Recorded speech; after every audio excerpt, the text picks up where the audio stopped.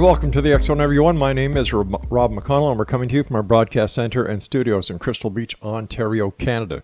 Now, if you'd like to send me an email, xzone at xzoneradiotv.com, on all social media sites, Xzone Radio TV. And for the programming schedule that we have available for you, with our programming 24/7, 365, visit xzbn.net. And for the X Zone TV channel on Simul TV, www.simultv.com. X Zone Nation, my guest this hour is Dr. Scott KOLBABA, and he is the author of Physicians' Untold Stories. His website is www.physiciansuntoldstories.com. And Dr. KOLBABA is an internist in private practice in Wheaton, Illinois. He graduated from the University of Illinois College of Medicine with honors and did his residency at Rush Presbyterian St. Luke's Medical Center in Chicago and at the Mayo Clinic in Rochester, Minnesota. He has been awarded membership in the Alpha Omega Alpha Honor Medical Society and has been featured in the Chicago Magazine as a top doctor in internal medicine. Joining me now is Dr. Scott KOLBABA. And Doctor, welcome to the X Zone. Thanks, Rob. It's great to be here. Your book has a very interesting title, Physicians' Untold Stories. Tell us a little bit about the title and what was your inspiration in writing this book? Well, the title comes because there are so many doctors that have unusual stories that don't share them. We doctors don't talk about deep subjects very much. We talk about gallbladders and our golf game and what we're doing on the weekend, but the stories that I happened to collect were really, really very deeply spiritual and unusual stories. And I was very surprised because I'd been in practice for about 25 years before I even started to hear some of these stories. And so I thought that the title of the book would be very appropriate as Physicians' Untold Stories, because these are basically untold. And the reason they are is the physicians were afraid that they would lose their patients or lose their credibility when they shared some of these supernatural experiences with me. What was the first story that you were told by a patient that was the idea for everything you've done since that very first encounter with that patient? I think one of the first stories that I had was a fellow, Taylor Manning was his name, and Taylor was traveling outside the state, and he called me up because he was having some right upper abdominal pain. And I said, it sounds like gallbladder. It was typical after eating. And I said, you better get to the emergency room, which he did. They saw him in the emergency room. They did all the tests, and it was all negative. They gave him some narcotic, and he seemed to get better.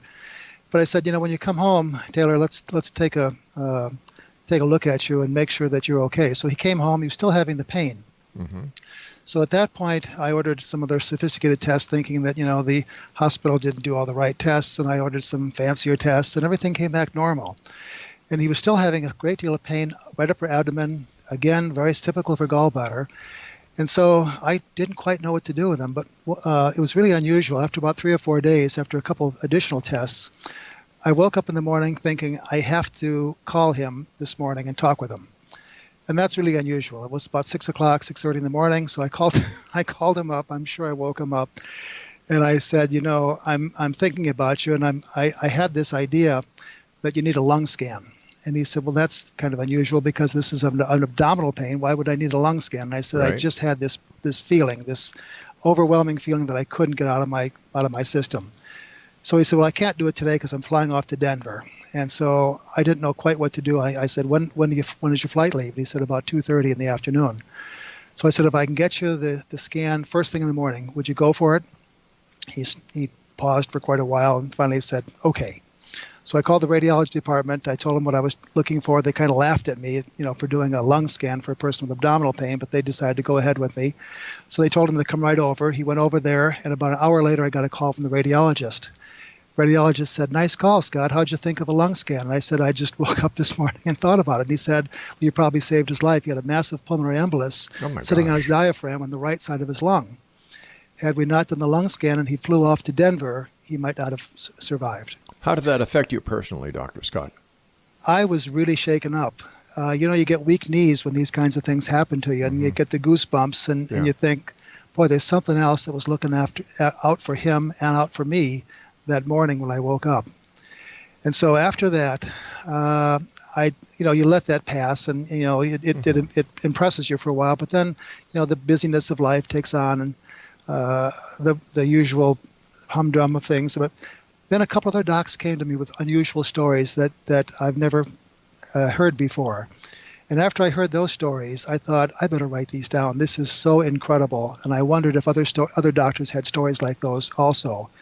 And I started asking, and I was very, very surprised in my interviewing with 200 or 300 doctors that many doctors had unusual experiences. And the ones that gave me goosebumps or made me tear up were the ones I put in the book. 200 or 300 doctors. Now, if they were the stories that you were told by them, can you just imagine how many untold other stories there are out there? There have to be millions. Yeah. And what I've learned too, Rob, is that it's not just the doctors that have these stories. I think in talking with my patients, and I love to tell these stories to my patients. I always get behind in the office when I'm telling these stories, but I've found that when I tell these stories, frequently, I should say, many patients will say, well, it's neat that you told me that story because I had one like that, or my mother had one like this. Yeah. And it's amazing how many people have had these supernatural, miraculous, spiritual experiences that they're all also afraid to tell. Here you are, a Western medical practitioner, highly recognized as a professional. You've spoken to 200-300 other doctors in the Western medical field who have had these experiences. How do you, or can you even explain how these happen? Well, the doctors have their own explanations, and I think and I do too, and I think most of the doctors would say these are divine interventions from God. Okay. And you can believe what you want. You can believe a force is out there, that the universe, but most of the docs that I talk with said this was just an intervention from God, and it saved someone or saved me, or it did incredible things to move something along. I believe in divine intervention, so I can fully understand that. How did the other doctors feel about revealing these stories to you, knowing full well that they were going to be published? Did they fear ridicule? Did they fear retribution from other members of the profession?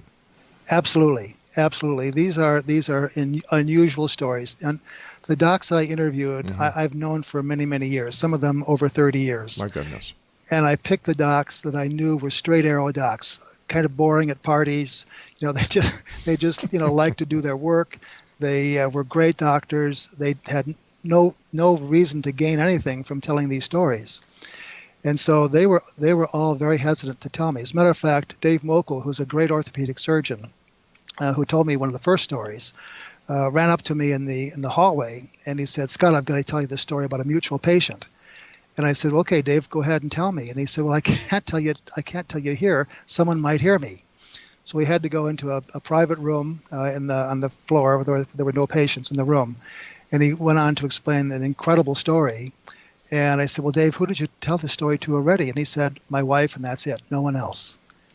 And so that's kind of what the theme was for the doctors. They were afraid that something would happen to them. And then the next question, Rob, obviously is, well, why did they let me publish these stories if they were afraid that people would, would leave their practice, or the doctors would shun them and so forth?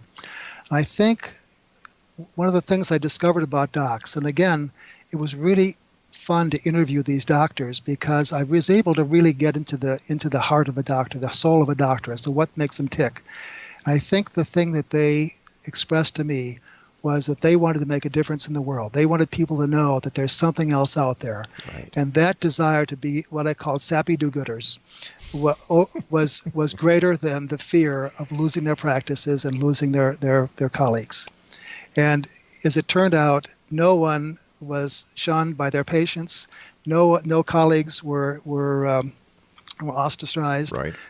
It turned out to be the greatest thing that ever happened, because many, many patients have come up to me and other doctors and said, "Thank you for telling these stories, because now we feel better ourselves about sharing our own stories and our family stories." So it's turned out to be just the opposite of what we were afraid of. All right, please stand by, Dr. Scott. You and I have to take our first break. And Duxon Nation, if you'd like to get more information or buy this book, it's a great book for the Christmas season. And I must tell you, I've had the opportunity of going to Dr. Scott's website. It's fantastic. Check it out at www.physiciansuntoldstories.com. And Dr. Scott KOLBABA and I will be back on the other side of this commercial break as we continue here in the X Zone from our broadcast center and studios in Crystal Beach, Ontario, Canada. I'm Rob McConnell. Don't go away.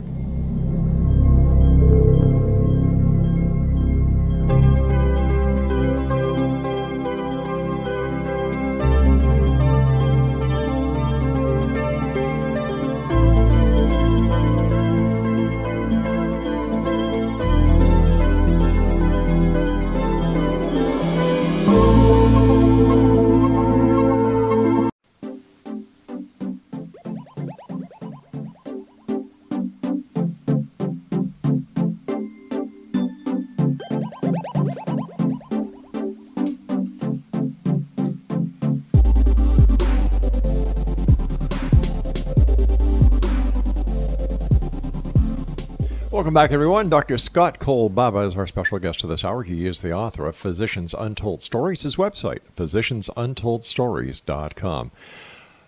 Over the years, Dr. Scott, has there been one story that you have heard, whether it is from one of your own patients or one of your colleagues' patients, that has just kind of shaken you? Yes, yeah, there are a couple. Okay. Two that I love particularly. Let me tell you one about Graham O'Hanlon. Okay. Graham O'Hanlon, now this is about Dr. Jack Heitzler, who's a gynecologist and obstetrician. He's delivered two of our babies, and the babies have actually grown up and are normal people. And Jack was in the delivery room with his wife. His wife was delivering their fifth child. And Graham O'Hanlon, who was a midwife and Joan's grandmother, stepped in and saved Joan's life. And the story goes something like this. When Joan was a little girl, her grandmother went to live with her when she couldn't deliver babies anymore. She was a midwife in Chicago. And Joan and grandmother became very close, incredibly loving relationship. And Joan would kid around and say, if I could make it to Graham O'Hanlon's lap, I'd always be safe from my mother, who would sometimes get in trouble with her mother. And so Joan was delivering their fifth child. And after the delivery, there was some retained placenta. And so she had to have an additional procedure, and she was starting to have a lot of pain. So at the time, they decided to give her a drug called Trilene, which is a mask that goes over the face. And it puts a woman into deep sleep, and they can do the procedure, and then they take it off, and within a few minutes, it's gone. Right. And so they were ready to put the mask over Joan's face to give her the anesthesia. When Grandma O'Hanlon stepped into the room, little old Grandma O'Hanlon was dressed in her typical white polka dot dress, a little sweater vest on, her hair up in the bun, white hair up in the bun, little old lady shoes. And she stood at the foot of the bed and shook her head and said, basically, Joan, don't do that. So Joan pushed the mask away. And she didn't know why, and so she had to suffer a little bit with the pain. But no one realized that Joan had eaten a very large meal right before she went into labor. And about 30 seconds after she pushed the mask away, she vomited the entire meal. Ooh. Had she been in deep sleep, you can imagine, Rob, what would have happened. She'd have aspirated all that vomitus and might have died from an aspiration pneumonia. So Joan says that she made it back to Grandma O'Hanlon's lap one last time, having transcended time and eternity, because Grandma O'Hanlon had died 22 years before. My heavens. That's one of my favorite stories. Can you give us another one, sir? Sure. The one I like, too, is about, this is one of the first ones I heard. This was from Steve Heim, who is an orthopedic surgeon. And this is a fun story because Steve is a great orthopedic surgeon. He's also a trauma surgeon, and Steve was kind of burned out from the busyness of life and the busyness of his practice. So he decided to take his wife and his wife's sister on a skiing trip to Colorado, and they're expert skiers, and Steve is particularly good at anything in athletics. So they were going down this mountain they'd never been down before. And when they got to the top of the mountain, there was a sudden blizzard that hit. The temperature dropped about 40 degrees. The snow was coming down so hard they could hardly see more than 10 feet in front of them. But they had to ski down, so they started skiing. And Steve and the girls were skiing together as much as they could see each other. And then they came to a grove of trees, and they could all go to the right or the left. Steve decided to go to the right, and he thought the girls were with him, but they happened to go to the left following a group of other people. When Steve realized that they were on the other side of the grove of trees, he decided to ski through this 5 feet of powder snow, which, again, he's an expert skier. That was no problem at all. And as he's skiing, he suddenly had this feeling, this premonition, this unusual feeling. It was in his chest, like something was being told to him, and he didn't know quite what it was. And all of a sudden, he said, things got very still and very quiet, despite the wind blowing like crazy, the snow coming down sideways and upside down. It was a very eerie silence. He could hear himself breathe. He could hear the skis and the snow. And he decided then that he didn't know what to do, but he decided to stop. So he stopped skiing right in the middle of this grove of trees. Now, he didn't know why the heck he stopped. And then he took off his skis and stood there for a minute. Again, it was this eerie silence, and it was a feeling that he was being called to do something that had life and death implications, and he had no idea what it was. So he started to then climb up the mountain. Now, this is in the opposite direction of where the girls were actually waiting for him. He couldn't see the girls, but he knew that they were on the other side of the grove of trees. And he's climbing up this mountain, climbing and walking and climbing in mountains. It's a steep mountain. And he came to a big tree, and under the tree there's like a tree well. You'd know from Canada what those look like. Yes. It was a big well that goes down to the base of the tree. Mm-hmm. And he stood there wondering what the heck he's doing here. And again, it's very quiet, and he has this feeling in his chest. And then he looked down, and he knew why he was there. Covered with snow, under the tree was a body. Oh, my gosh. So Steve decided to brush off the head and see if he was alive or dead. And he realized that he was dead because he wasn't breathing. He had a kind of a gray face. But as a trauma surgeon, he's trained to do certain things, and he went into this trauma mode. And he reached down to his neck and felt his carotid artery, which was he had a pulse. It was a very thready pulse. You could hardly tell he was alive, but he was alive. So Steve suddenly, started to call out, "Help! Help!" One of the last skiers down the mountain heard his cry, came to his side. Steve said, "Go down and get the snow patrol as soon as you can, the ski patrol, and send him up here. This fellow's almost dead." About 15 minutes later, he saw the light from the snowmobile, and the gurney was being pulled behind it. They loaded up this unconscious, shocky skier, and they took him down to the lodge, and they had the ambulance waiting and whisked him off to the hospital. Steve, in the meantime, had used his jackets to cover the skier and did all the things that he needed to do, and he was shivering with both adrenaline and also cold. Got his clothes back on, zipped out as fast as he could to the girls, which were still waiting on the other side of the grove of trees, and then skied down the mountain. There he got his reward, a cup of hot chocolate. Man. The next day, he called up the hospital and said, "What happened to that skier?" And they said, "You won't believe this. The skier is perfectly fine. There's no frostbite. The leg that was broken, that Steve actually splinted in the field with his underclothes and a tree branch, was perfectly splinted. They didn't have to make any reset of the bones. And the skier was perfectly fine." And I said, "Steve, how do you account for that? What happened there?" Yeah. And he said, "It's got to be someone from above, because if I hadn't found that skier, he wouldn't be found until the next year when the snow melted." Good God. And he said that day, 2 people were saved. And I said, "What do you mean 2 people were saved?" And he said, "The skier was saved, but I was saved too." And I said, "Well, why were you saved, Steve?" And he said, "I've been living with the tragedy of my father. My father and I were skiing in Michigan 2 years before. He arrested on the snowfield. Oh, my gosh.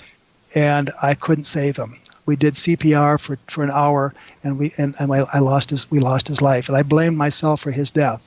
So ever since then, I've carried that guilt with me that I was responsible for his death." And he said, "This event, this deja vu experience that I had, taught me and showed me that I'm not in charge of life and death, that someone else is, and I got a second chance." And I said, "Steve, do you think your dad was in cahoots with all this from above?" And he said, "There's no question he was." So 2 people were saved that day, and that I love that story. It's got lots of meaning to it, I think. It certainly does. It shows that there's something that there are many things, in my opinion, Dr. Scott, that happen to us on a daily basis that we have no idea about, and that life is much more spiritual, if you'll excuse the expression, than we will ever understand, except for people like yourself and these other fine doctors who have these experiences and who know firsthand that there is something called divine intervention, and that there is more to life than the physiology that we all believe we understand. And that was one of the points we're trying to get out with the book, Rob, and that is, look around you. There are little coincidences and big coincidences happening to you every day. and pay attention to those. And some of those are not coincidental. Some of those are truly divine intervention. I had a crazy experience getting into medical school. Did you know how I finally got into medical school? No, sir. I was not a great student in college, and so I majored in economics and art. I was a potter, and then after I graduated, I decided to go back to medical school. And I didn't have the grades, I didn't have the prerequisites, and I had to take some night classes. And I'd been working on this for about 3 years. And finally, the last year, my wife and everyone said to me, "Okay, Scott, you probably have one more year to try to do this. And if you don't get into medical school, you better get a real job and get on with life." So I had this last year to get the prerequisites. And the one I needed to get was organic chemistry. So organic chemistry was offered in the town that I was working in, which was perfect, Aurora, Illinois. I enrolled in the class. There were lots of books in the library. I got one of the books and went to the class. There were only 3 students in the class, and they canceled the class. Oh. I was heartbroken because this was only offered in one other school in the state, and that was Roosevelt University in downtown Chicago. So I zipped down there the next day, and I thought, well, I'll just enroll in organic chemistry there. I'll be all set. I got to the head of the line with the registrar, and she said, "I'm sorry, the organic chemistry class is filled. We opened up a second class, and that's filled, and we have 9 students on the waiting list, all with the same story that you have." My heart sunk. I thought, my life is over. I'll never become a doctor. I don't know what to do. So I said, who makes the ultimate decision about organic chemistry enrollment? And she said, it's the professor. And I said, well, where does the professor live? And she said, the 3rd floor, room 303. So I ran up the stairs, stumbling half the way, got to a room that was loaded with students. All right, what we're going to do here, Scott, is we're going to do a bit of a cliffhanger because I do have to take my news break at the bottom of the hour. Exonation, our guest this hour is Dr. Scott KOLBABA. He is the author of Physicians Untold Stories. His website is www.physiciansuntolledstories.com. Don't forget, Exonation, if you're interested in having a 1-hour, one-time radio show, if you have something that will help the people out there, if you have a special message that you'd like to get across, if you want to talk about the homeless, the needy, the hungry, whatever, as long as it's positive, go to ftpn.com, forthepeoplebroadcastnetwork.com. Fill out a submission form, and one of the segment producers will get in touch with you. No, there's no cost to this. It's our way of paying forward. After all, this is the X Zone, a place where people dare to believe and dare to be heard. My name is Rob McConnell. Don't go away.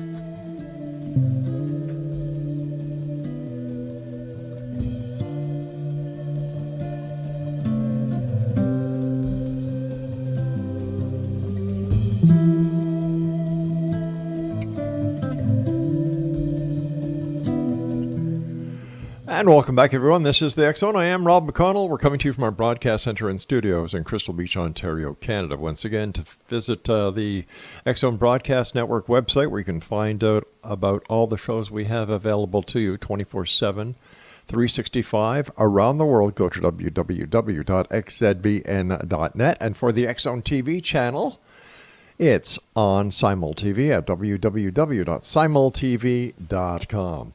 Dr. Scott KOLBABA is our special guest. He is the author of Physicians Untold Stories. His website, physiciansuntolledstories.com.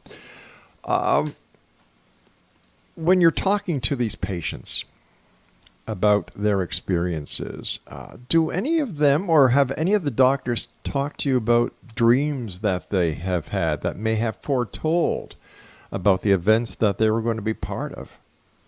Yes, there were a couple doctors that had some really incredible dreams, and one of those is Rich Jorgensen, who is a surgeon.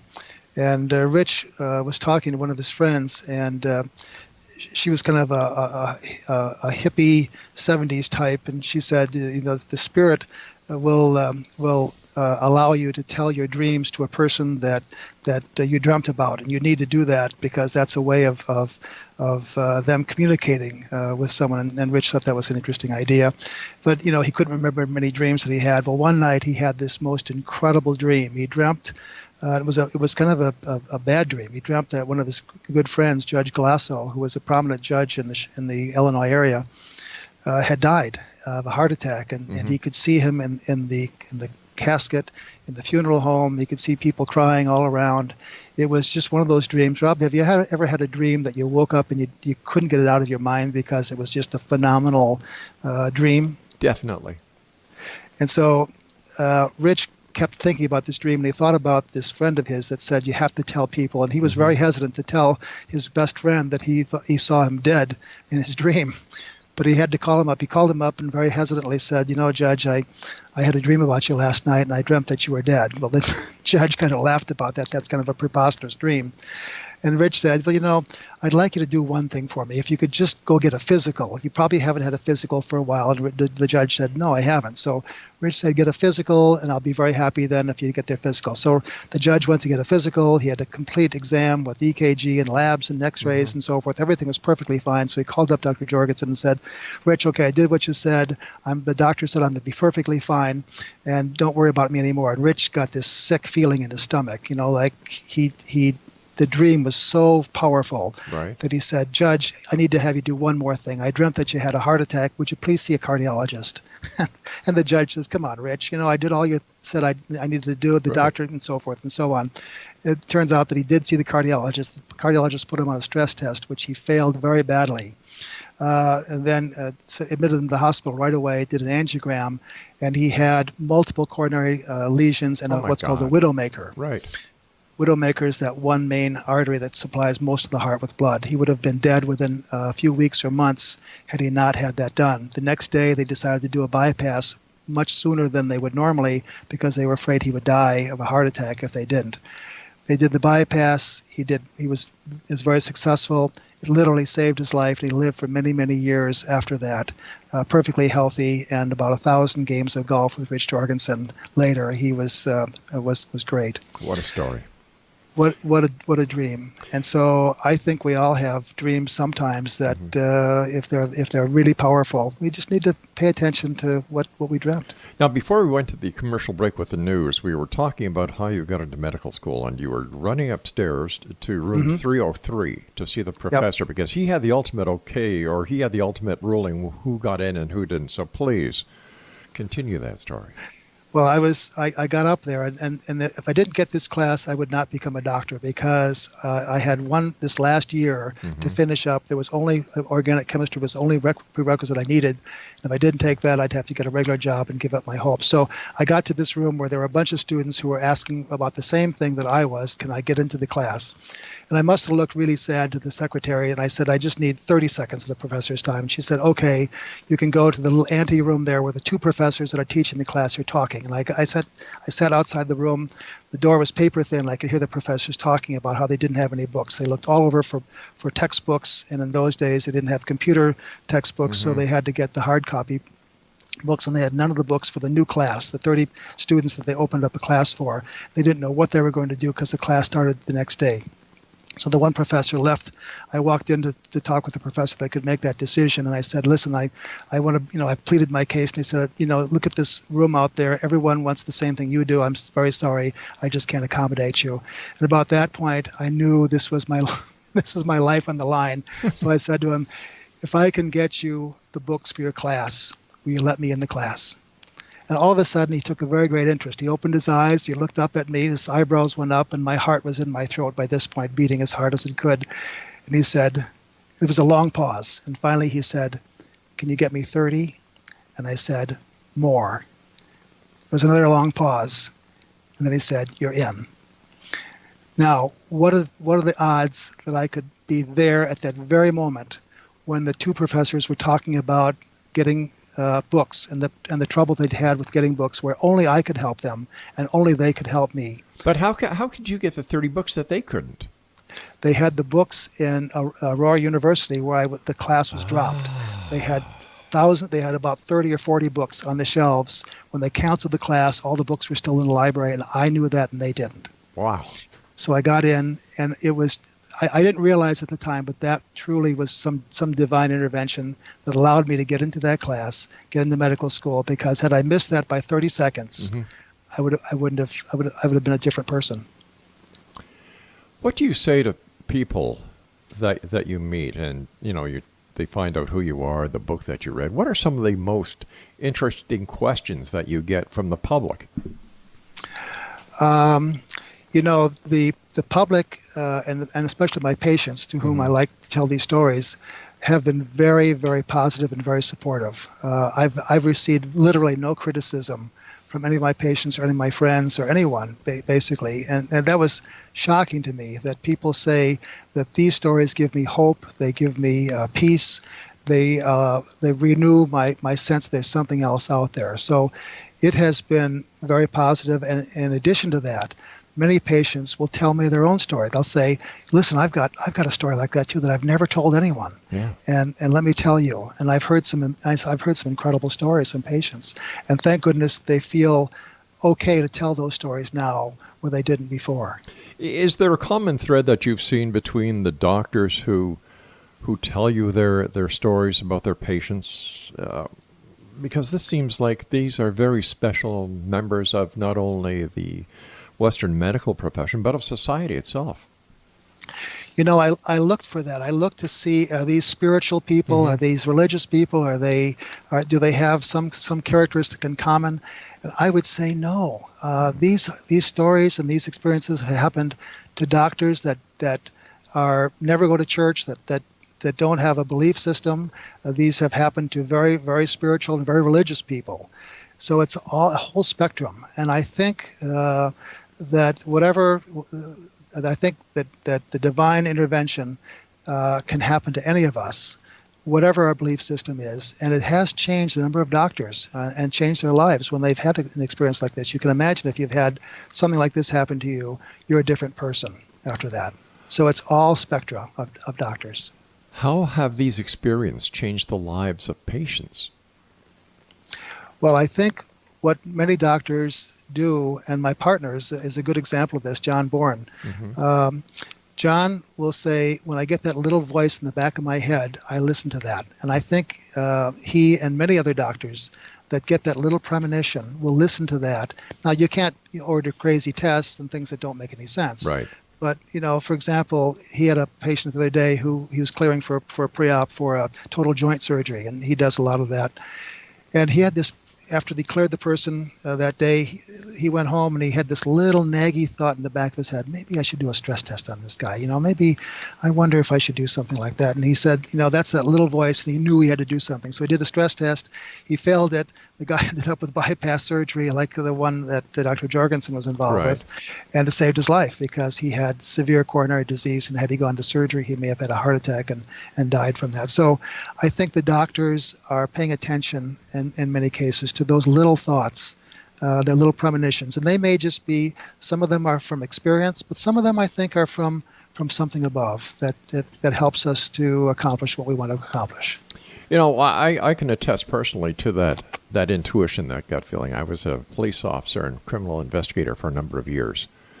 And that inner voice, that gut feeling is real. You need to follow it, and so many times I talked to colleagues of mine who said, I should have followed that gut feeling. And I learned at a very early stage in my career in law enforcement that it's there, it's real, follow it. Yeah, we had a doctor that told me that he was leaving the office after seeing his patients for the day, and he had this feeling that he had to call. He was late for dinner, as many of us always are, and the wife, I'm sure, was sitting home a little bit perturbed with him, like many of us face when we get home late. And he had this feeling he had to talk with this one patient for some reason. I'm going to have to do it to you again, darn it. I've got to take another break. My producer just told me. Dr. Scott KOLBABA and I will be back as we wrap up this hour here in the X Zone from our broadcast center and studios in Crystal Beach, Ontario, Canada. For more information about Dr. Scott KOLBABA, how you can get a copy of his book, Physicians Untold Stories, visit his website, www.physiciansuntoldstories.com. I'm Rob McConnell. We'll wrap up this hour. Don't go away.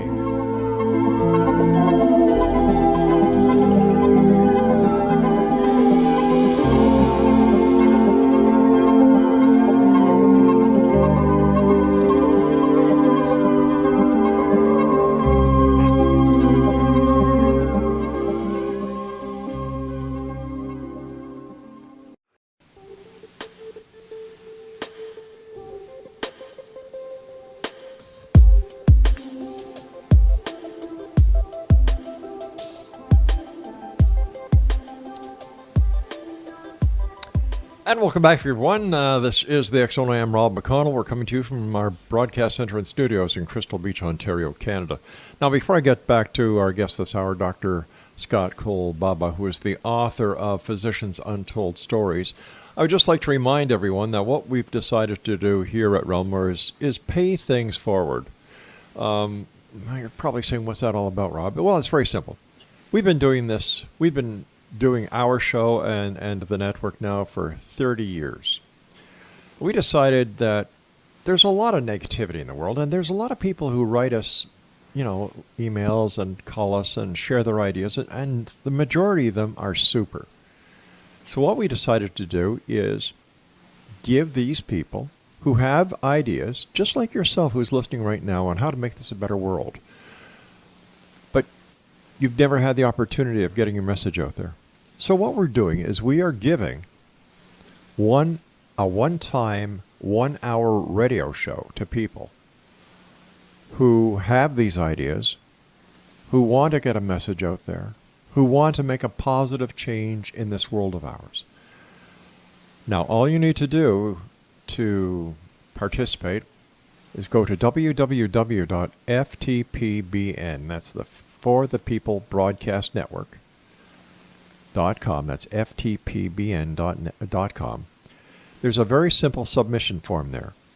Fill out the submission form, send it to us. One of our producers will go over it, and if it fits the criteria of what we're looking for, we'll be in touch with you, and we'll set up a date and time where we will give you your very own one-time, 1-hour radio show. That's our way of paying things forward. Because you never know. Somebody may have a solution to a problem out there, but nobody wants to listen. We'll give you that opportunity. And like I said, no obligation to you whatsoever. We will do the production. We will do the marketing. We will do the promoting. We will do the syndication, and we'll also do the distribution. Our way of saying thank you and paying forward. www.ftpbn.com. Dr. Scott KOLBABA is our special guest. He is the author of PhysiciansUntoldStories.com. He's the author of Physicians Untold Stories. His website is PhysiciansUntoldStories.com. First of all, Dr. Scott, thank you ever so much for coming on the show. It's a great pleasure talking to you. And thank you and the other doctors who've given you the permission to share these wonderful stories. And I can only imagine how these stories have changed so many lives. They were courageous doctors to do this. I agree. With Christmas coming up, could you tell us about Mary's Christmas Carol? Sure, this is a good one. This is a Scrooge story all over again. Dave Mokel, who's the one that I told you about earlier, that came up to me in the hallway of the hospital and grabbed me and pulled me into a room to tell me the story. This is his story. And Dave was operating on one of my patients. Now, Mary was a real curmudgeon. That's a medical term for a person that you don't like to see in your office very often, because she never had anything good to say. Why were you late? Why didn't you fill my prescription? There's some people that you see on your schedule and you say, oh no, I have to deal with Mary again. So you've met my mother, I see. Well, there are a few patients like this. And so Dave was operating on Mary on her ankle. And in the middle of before they started the surgery, they put her to sleep. They administered some antibiotic, and she arrested. She had a code. She stopped breathing. Her heart stopped. She was basically dead. And they found out later it was the antibiotic that they administered. And so when they call a code in the operating room, everyone from the operating rooms next door rushes in, and they started to do CPR, chest compressions. And there was a guy that had particularly red hair underneath his operating cap that was doing the CPR compressions. Dr. Mokel was in charge of the code. He wasn't doing the compressions adequately enough to get perfusion, so Dr. Mokel asked him to step aside. He didn't, and codes are not polite affairs. So he pushed the guy aside. He stumbled away, and Dr. Mokel started to do compressions and CPR, and that's about when the patient started to come around again. Never woke up, but her heart started and everything seemed to come back. And then she went off to the ICU where the cardiologist made the diagnosis of an allergic reaction. About 3 days later, when she was leaving the hospital, Dr. Mokel came to talk with her about the post-rest care and so forth of her ankle, which we'd never operated on. And she said, "Thank you for saving my life, Dr. Mokel." And he said, "That's, just he's a very humble guy. That was just a team effort. We did it." "Oh, no," she said, "I saw you push that guy with the red hair aside, and I saw you start doing compressions, Wow. and that's when I came back." Well, Dr. Mokel got weak knees and had to sit down at that point. He was late for work, but he decided to sit down and listen to the story. And he said, "Well, how did you know that?" And she said, "When I arrested, I rose to the top of the room and I could see everything that happened." And she named dozens of things that no one could have mentioned: the color of the nurse's dress, the color of the stethoscope, the number of people that were there, and then she recognized some individuals that were there, and so forth. And Dr. Mokel said, "Well, that's incredible." And then Mary said, "In addition to that, when I was there doing that, my grandmother, who had been dead for many years, came to me and told me that I needed to be a good and kind person, and if I was, there would be a special place in heaven for me."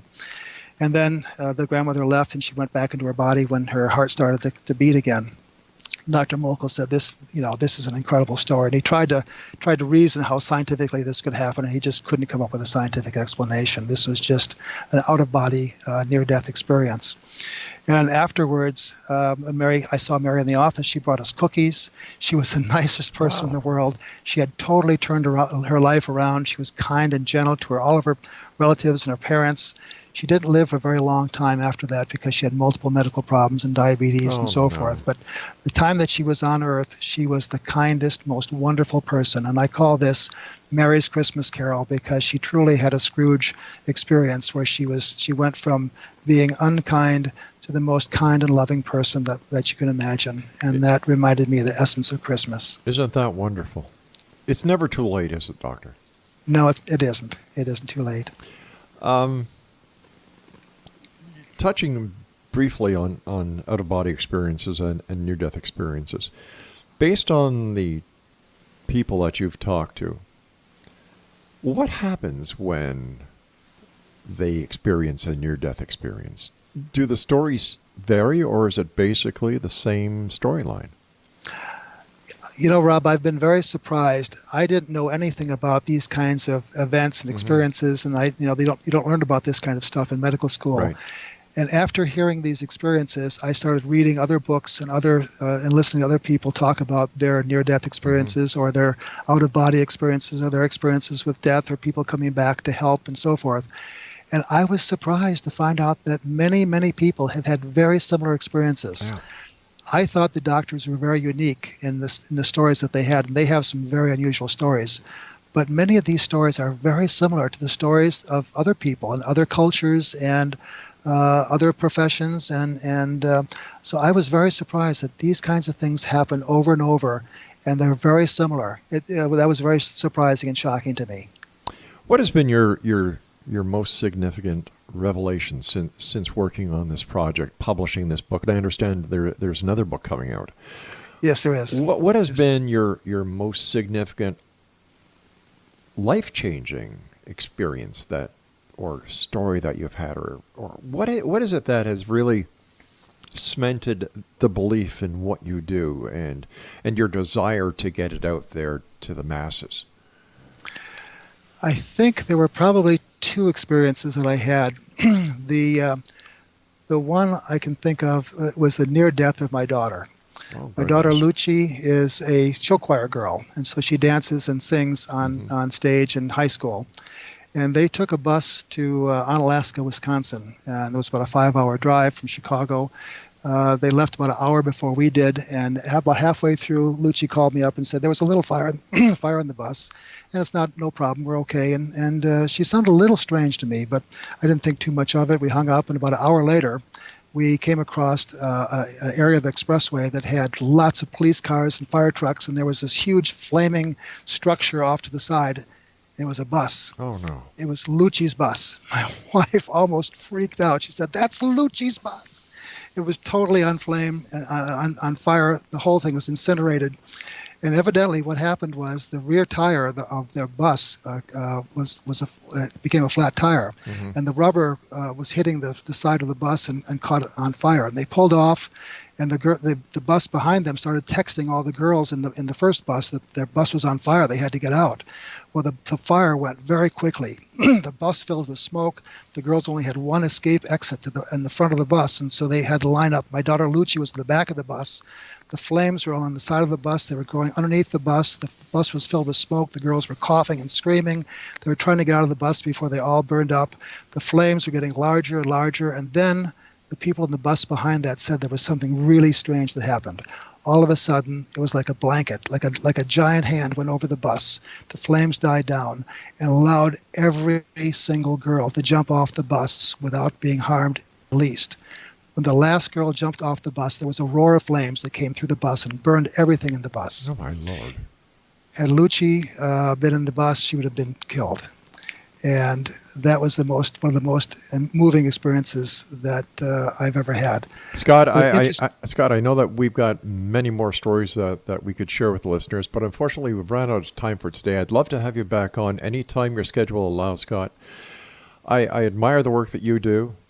I love what you're doing. So to you and the other practitioners in the medical community who allowed these stories to come forward and be known, thank you very much. Thanks for having me on, Rob. It's great to share these stories with you and your listening audience. Thanks a lot, Dr. Scott. And Exonation, once again, if you'd like more information about Dr. Scott KOLBABA, visit his website, physiciansuntoldstories.com. This Exonation would make a wonderful Christmas gift because this is the season of miracles. I'll be back on the other side of this commercial break with the news at 6.5 minutes past the top of the hour as we continue here in the X Zone with yours truly, Rob McConnell, on the Talkstar Radio Network, Mutual Broadcast Network, X Zone Broadcast Network, and Simul TV. Don't go away.